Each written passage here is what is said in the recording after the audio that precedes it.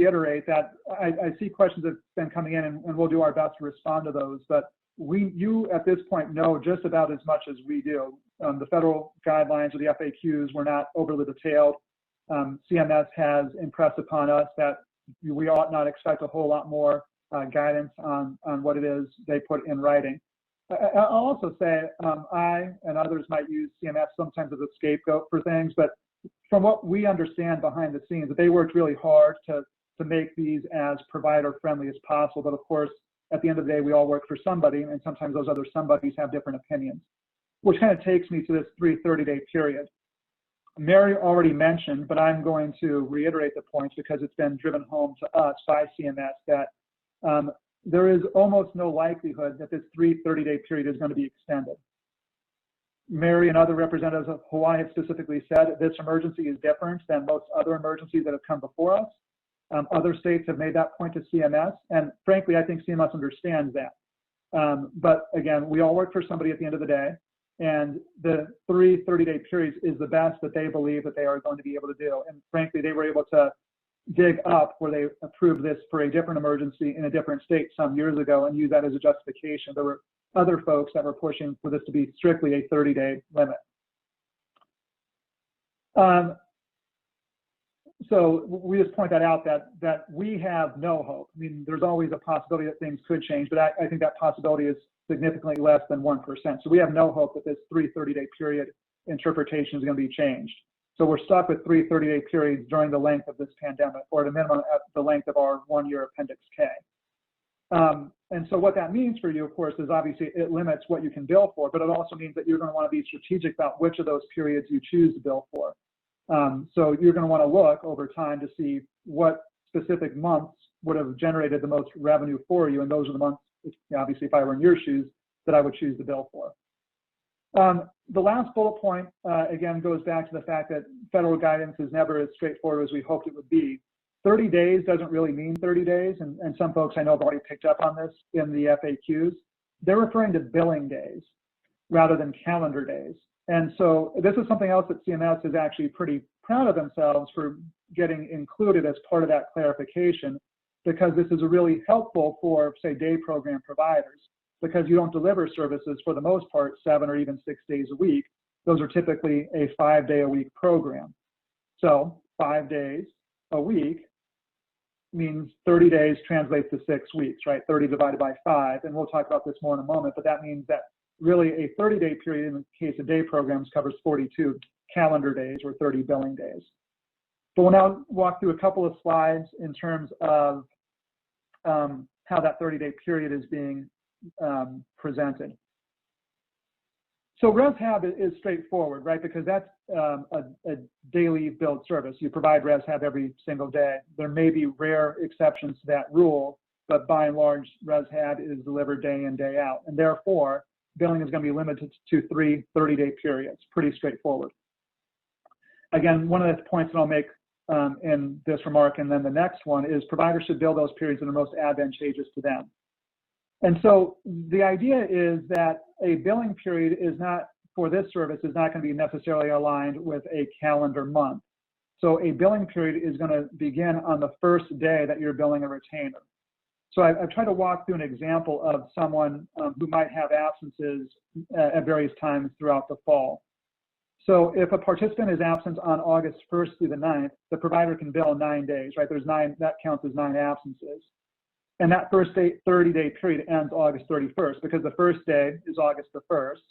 The last day is 30 days after that, which makes it August 31. And then let's say the participant is absent once again in September. That absence begins on the 5th and ends on the 15th. So that's 11 days. The provider can bill all 11 of those days. And that means the second 30-day period ends October the 5th. And then, again, the participant might be absent once again beginning on October the 9th, and they're absent for just a single day. So the provider can bill that day, but the 30-day period ends November the 8th. And so any further absences cannot be billed. So if they're absent again on November the 9th, that would not be billable because the 30-day period has ended. So we talk about this in terms of billing days, and because ResHab is billed traditionally every single day, that 30-day period is equivalent to 2 calendar days. So you start each 30-day period on the first day that you're billing for a retainer, and it ends 30 days later. And I probably could have made this example a little bit more complex to say, let's say the participant is absent on October 9th and November 9th. But like I just said, that November 9th day would not be billable because you've already used up your 3 30-day billing periods. And so as folks are thinking about this in terms of how to maximize the retainer payments to your benefit, of course, you can't predict when necessarily people are going to be absent, but either doing, I guess, through payment reversals or holding back claims until closer towards the end of the retainer payment period, you would just take a look at how you would structure those 3 30-day periods to maximize the number of days that are billed for. So again, let's use my example. Let's say that participant is absent just one day on October 9th, and then again, they're absent from December 5th to the December 10th. So that's 6 days of absences. You pretty clearly wouldn't want to bill that one retainer payment on October 9th because your 30-day period is only going to cover a single day of absence. You'd want to reserve, so to speak, that 30-day period to cover their December absences.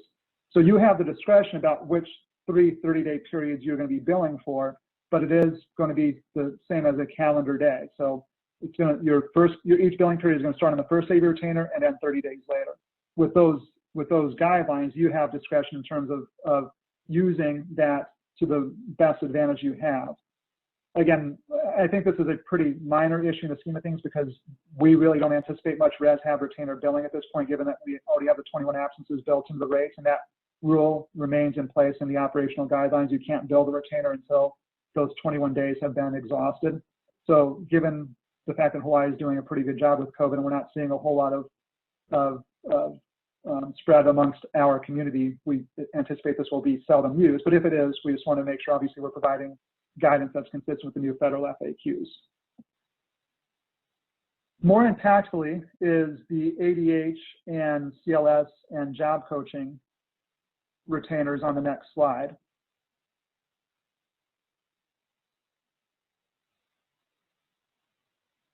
So I already mentioned a moment ago that these services are typically provided 5 days per week. I want to acknowledge that we know that there are exceptions to that. They go both ways. I mean, there are some limited circumstances where I understand that there might be a 6-day-a-week day program, or people might get job coaching 6 days a week. And there's certainly other instances when job coaching might be provided on fewer than 5 days per week. But in the interest of adding simplicity where we can for something that is not at all a simple process, we're using a 5-day-a-week assumption because that's going to cover the large majority of the programs that it is we're talking about here. So that gives us the flexibility of covering 42 calendar days. However, of course, we did not know that these FAQs would be coming out, nor if we did know that, we did not know how they would be defined. So we've already structured our retainer payments, as all of the providers on this call know, to cover a 30-day period. And so what that means is, in order to comply with this federal guidance and to still provide some opportunity for us to take advantage of the fact that 30 really means 42 in this particular circumstance, you have two options when it comes to billing this category of retainers: the ADH, the CLSG, and the job coaching. You can bill for 4 consecutive months as option number 1, because those 4 consecutive months are going to cover, give or take, 120 days, right? So between 100 and 124 days, depending upon which specific months we're covering. And so that falls within the 126 days that would be covered by 3 42-day periods. Or, that's option number 1, is billing for 4 consecutive months. Option number 2 is to bill for any 3 non-consecutive months. If you choose to bill non-consecutive months, you're going to be limited to 3 billing periods. And I illustrate why that's the case on the next slide.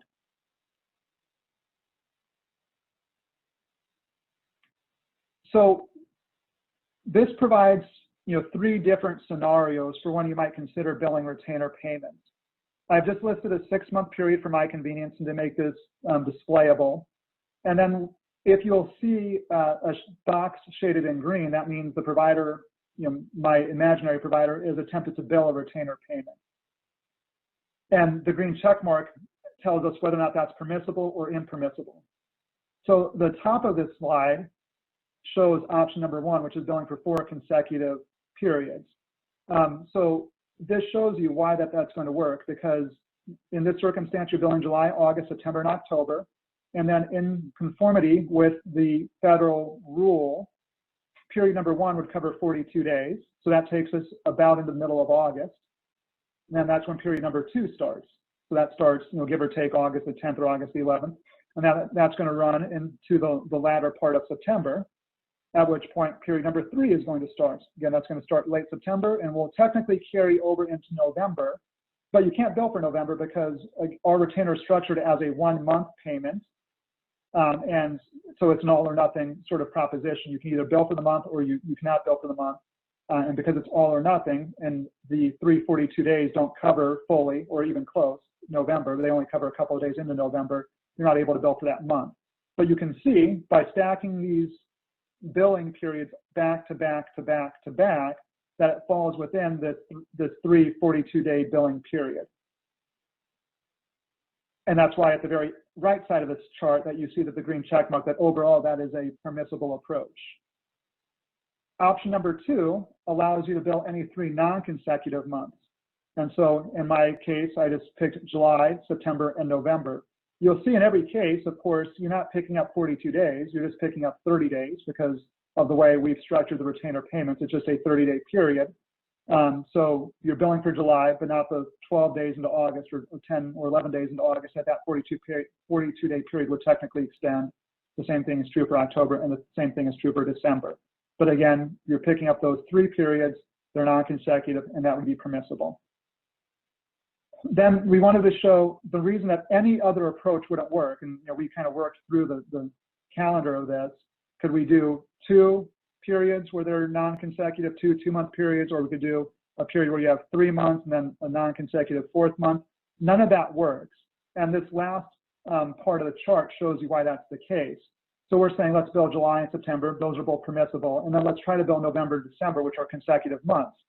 But again, our 3rd billing period, which I unhelpfully forgot to label 1, 2, and 3, it all says number 1, but that last one extends partly into December, but not all the way through December.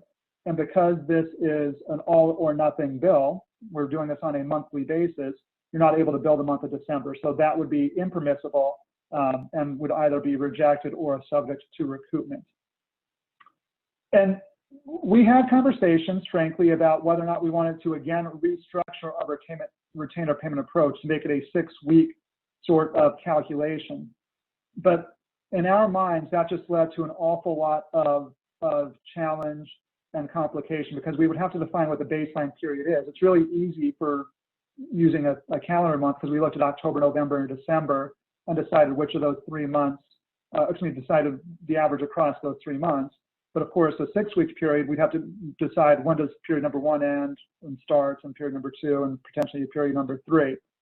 And then we'd be similarly challenging providers, because you would have to do a lot more internal tracking to figure out which 42-day week period you're in the midst of, because it's no longer going to be aligned to a calendar quarter. So yes, it's all mathematically and technically feasible. But given the fact that it's taken as long as it has to stand up these retainer payments, as folks know, I think there's even a couple of authorizations that have yet to be finalized. We didn't want to go back to the drawing board and start from scratch. The fact that you're able to build a 4 consecutive day period means that you're able to pick up that benefit of the 42 days. But if there's a different billing period that's more advantageous to you, let's say November was a big loss for you compared to October, then you would just bill the 3 non-consecutive months rather than the 4 consecutive months. So again, we didn't want to make this any more complicated than I acknowledge it already is. And we thought this was a pretty good compromise to ultimately land on. And I think that takes me to the end of my prepared remarks. Just want to thank Mary, Jennifer, and Stephen, and all of you for joining us. I'm going to turn this over to, I believe, Mary, correct, for the closing? Oh, thank you. I know that there's probably a lot of other questions on different topics, and we do have other webinars and communications in the works. For example, the process for opening services, as well as a few other areas. And I think there's one more slide Should you have additional questions that come up for you after this, because that always happens when you go back and talk, you might come up with additional operational questions. This is the email for CRB, and you can also contact CRB because you may want to walk through your thoughts and ideas, bounce them off with somebody. So we're also open to that. So thank you, Cliff.